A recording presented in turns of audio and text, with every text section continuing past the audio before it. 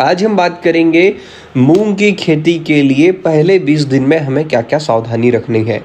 सबसे पहले शुरुआत कर लेते हैं कि हमें जो बीज दर है वो क्या रखना है। सभी किसान भाई जो है इस समय सबसे बड़ी चूक यही कर रहे हैं कि जो मूंग का बीज दर है उसे काफ़ी मात्रा में बढ़ा रहे हैं। जब भी सीड रेट आपका ज़्यादा बढ़ेगा तो आप ये देखेंगे कि आपको लगता भली है कि आप अच्छी उपज की ओर जा रहे हैं, लेकिन सघनता होने की वजह से, गर्मी ज़्यादा होने से पॉलिनेशन कम हो जाता है, एक दूसरे की हीट बढ़ जाती है, जिससे कि अल्टीमेटली ईल्ड जो होती है आपकी वो कम हो जाती है। इस चीज़ को ध्यान रखते हुए आप बीज दर जो है कम रखें। जैसे ही आप सोइंग करने आएंगे तो सबसे पहले आपको जरूरत लगेगी एक बहुत अच्छे बीज उपचार की। अगर हम बात करें तो वैसे तो बीज उपचार में हमें सिर्फ इसमें इंसेक्टिसाइड की ही जरूरत होती है। काफी किसान भाई मुझसे बोलते हैं कि भैया हम इसमें ज़लोरा डाल रहे हैं, या इसमें हम एवरगोल एक्सटेंड डाल रहे हैं, या कुछ भी ऐसा फंगिसाइड वाला डाल रहे हैं। लेकिन अगर आप नहीं भी डालेंगे तो कोई दिक्कत नहीं है, लेकिन आपको इसमें इमिडाक्लोरपिड जो आता है 70% WP में आता है, 35.8% आता है, मतलब बहुत प्रकार में आता है, 17.5% में आता है। इनमें से किसी एक को जरूर डालना है। याद रखें कि आपको इंसेक्टिसाइड से जरूर ट्रीटेड करना है। उसका कारण ये है क्योंकि जो पहली ईल इसके अंदर लगती है, जाले वाली ईल जिसे कहा जाता है, वह जो है इंसेक्टिसाइड ट्रीटेड करने से लगभग 50% तक ऑटोमेटिक कंट्रोल हो जाती है। इस कारण से इसमें अगर आप फंगिसाइड से ट्रीटेड ना भी करें तो इंसेक्टिसाइड से जरूर ट्रीटेड आपको करना है। दूसरा आपको ध्यान रखना है खाद प्रबंधन का।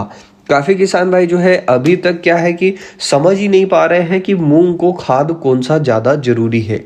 तो मैं आपको धीरे धीरे समझाता हूं कि जो दलहनी फसलें होती है इसके अंदर सबसे ज्यादा अगर किसी चीज की जरूरत होती है तो वो होती है सल्फर की।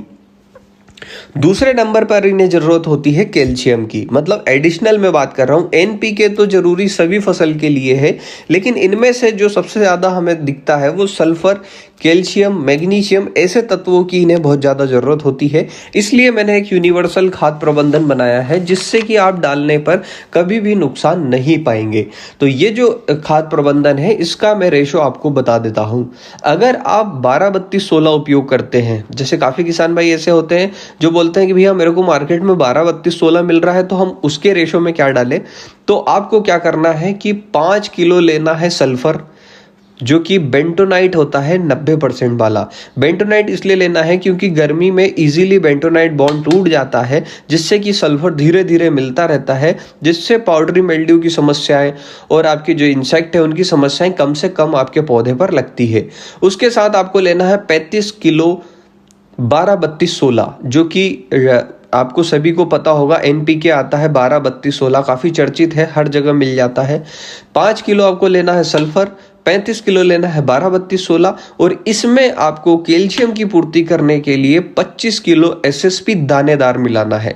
क्योंकि अगर आप पाउडर वाला मिलाएंगे तो क्या होगा कि आपको खेत में डालते समय काफ़ी समस्याएं आएगी। इसमें आप जिंक कोटेड या बोरॉन नाइट्रेट भी ले सकते हो, मेरे को उससे कोई प्रॉब्लम नहीं है, लेकिन ये रेशो आपको याद रखना है। 5 kg सल्फर, 35 किलो 12-32-16 और 25 kg SSP मतलब सिंगल सुपर फॉस्फेट, जो भी आपको कंपनी का लेना हो, कोई सी भी कंपनी का ले सकते हैं। SSP इसलिए डालना है क्योंकि हमें कैल्शियम की पूर्ति भी करनी है। काफ़ी किसान भाई जो है उनकी ज़मीनों में कैल्शियम की कमी होने की वजह से मिट्टी में पोरेसिटी मतलब जो जड़ चलने की जो क्षमता होती है वह कम हो जाती है। खासकर काली मिट्टी में ये समस्या आती है, जिससे कि मूंग की हाइट जो है वो ज़्यादा बढ़ नहीं पाती और उनको आखिर में दिक्कत आती है।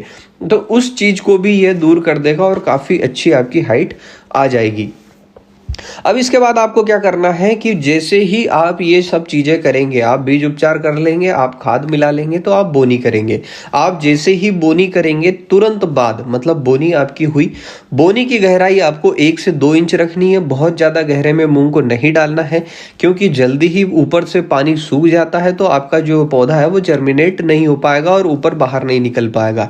इसलिए जो हाइट मतलब जो बोनी की गहराई है वो 1 से 2 इंच ही रखनी है। तीसरा पॉइंट आपको ये याद रखना है कि 8वें दिन पर आपको दवाई डालनी ही है।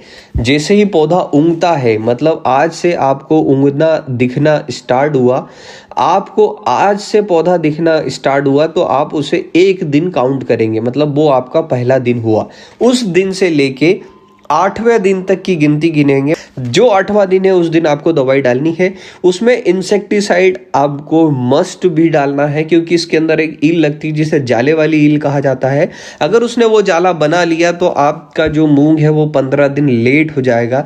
इस चीज को सावधानी रख के आपको डालना है। तो इसकी जो वीडियो है मैं आपको अगले 8वें दिन दूंगा कि उसमें केमिकल आपको क्या डालना है, क्योंकि टेम्परेचर के हिसाब से केमिकल में वेरिएशन आ सकता है। काफ़ी किसान भाई इस दवाई को चूकते हैं, उसके बाद मुझे पूछते हैं कि भाई साहब कोकड़ा टाइप का लग रहा है, पत्ते नहीं खुल रहे हैं, पौधे की ग्रोथ नहीं हो रही है, मतलब बहुत सारी समस्याएं फिर उसके बाद होने लगती है।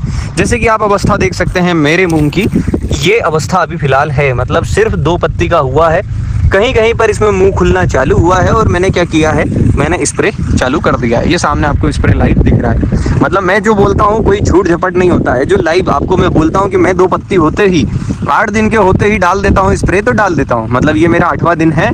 अभी पत्ते से कुछ कुछ तो बाहर आई हैं, खुले ही हैं, ये देखो आप। और ये अटैक भी चालू हो चुका है, ये काला काला आपको दिख रहा है। इसका मतलब ये कि मुझे अब दवाई जो है इमरजेंसी में डालना है। 8वां दिन मतलब डालना है यानी डालना है। मैं 8 से 10वां दिन नहीं लेता हूँ।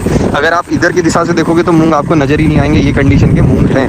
लेकिन हम डाल रहे हैं। क्यों डाल रहे हैं? क्योंकि इस टाइम पर जो ईल खाती है वो पूरी तरीके से मूंग की फसल को बर्बाद कर देती है। अब बात आती है कि डाल रहे हैं तो क्या डाल रहे हैं। तो डालने में हमने क्या किया है कि 2 दवाइयाँ ली है। अभी क्या हुआ था कि पहले जब हम ट्रैक्टर पंप से डाल रहे थे, मतलब जिनके पास ट्रैक्टर पंप है या वाइपर मॉडल है या फिर आपके पास ऐसी व्यवस्था है जिसमें इंसान को या फिर किसी भी व्यक्ति को दवाई टच नहीं हो, वो लोग क्या कर सकते हैं, सोलोमन ले सकते हैं या अलीका ले सकते हैं या फिर आप डेल्टा मेथ्रिन ले सकते हैं पहले वाले स्प्रे में। और जिन किसान भाइयों के साथ ये समस्या है कि वो खुद ही स्प्रे करते हैं या फिर किसी व्यक्ति से स्प्रे करवाते हैं या स्प्रे पंप चलाते हैं या पावर पंप या नली जैसे हम चला रहे हैं, इस प्रकार की नली चलाते हैं, वो लोग क्या करें, या तो क्यूनॉल फॉस, मेरे को सबसे ज़्यादा बेस्ट लगती है क्यूनॉल फॉस। अगर हम उसका 1 एकड़ का डोज देखें तो 250 ml उसका 1 एकड़ का डोज है, मतलब 1 लीटर 4 एकड़ में जाती है। क्यूनॉल फॉस डालें और उसके साथ में 35 ml कोराजन डालें। पिछली बार में मैंने आपको 30 ml कोराजन का कहा था। आप टेट्रानिलीप्रोल भी ले सकते हैं, आप फेम का प्रोडक्ट भी ले सकते हैं, लेकिन लेना आपको हेवी केमिकल है। दूसरी बात ये, काफ़ी लोग बोलेंगे कि इमावेक्टिन में क्या बुराई है, तो मैं आपको ये स्पष्ट कह दूं कि इमावेक्टिन आपको बिल्कुल भी उपयोग नहीं करनी है। अब आप पूछेंगे कि इमावेक्टिन क्यों नहीं उपयोग करनी है, तो उसका सबसे बड़ा कारण है कि इमावेक्टिन का गर्मी के दिनों में रिजल्ट नहीं आता। ये हमारे राम भैया मेहनत कर रहे हैं। तो क्या हुआ है कि हमें 2 चीज़ें लेनी है। एक तो कॉन्टैक्ट पॉइजन लेना है, जो कि हमारी जो कोराजन जैसा हेवी टेक्निकल जो है उसका जो रिजल्ट जो है उसको बरकरार रखे, लंबा रखे और हमें कोई दिक्कत ना आए। इस प्रकार से हम कम एफर्ट में ज़्यादा अच्छा रिजल्ट ले पाएंगे। और ये 8वें दिन की दवाई जो मैं बोल रहा हूँ, ये 8वें दिन डालनी है यानी डालनी है। अब काफ़ी किसान भाई बोल रहे हैं कि भैया हम तो लेट हो गए हैं, कोकड़े टाइप का लग रहा है, फसल जो है वो गड़बड़ हो चुकी है।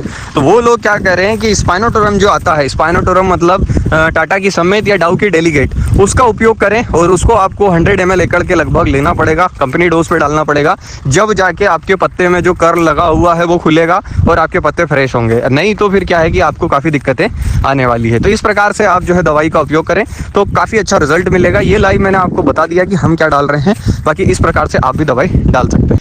एक बात आपको जो ध्यान देने वाली है, जो कि मैं आपको हर वीडियो में ये कहूँगा कि पहला पानी जो है वो 21 दिन पहले, मतलब 21 दिन से पहले ना दें। ये चीज़ को आपको ध्यान रखना इसलिए है क्योंकि अगर ये नहीं करी आपने तो आपको जो है नुकसान ज़्यादा भुगतना पड़ जाएगा। मतलब आपने जिस दिन बोनी करी और पानी फेर दिया, जिस दिन आपका पानी ख़त्म हुआ उस दिन से आपको 21 दिन तक इंतज़ार करना है। अब काफ़ी किसान भाई बोलेंगे कि हमारे मूँग तो सूख जाएंगे या हमारे मूंग में टाके पड़ जाएंगे।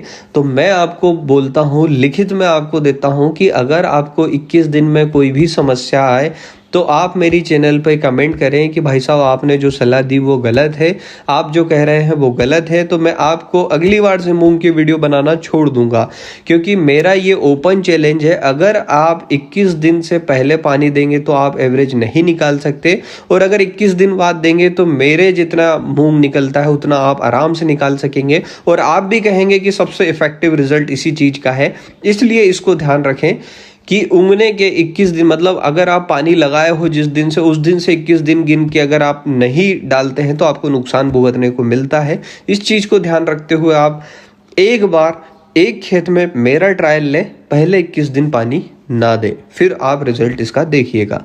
तो यही सब कुछ है पहले 20 से 21 दिन तक की वीडियो में। बाकी वीडियो देखने के लिए धन्यवाद।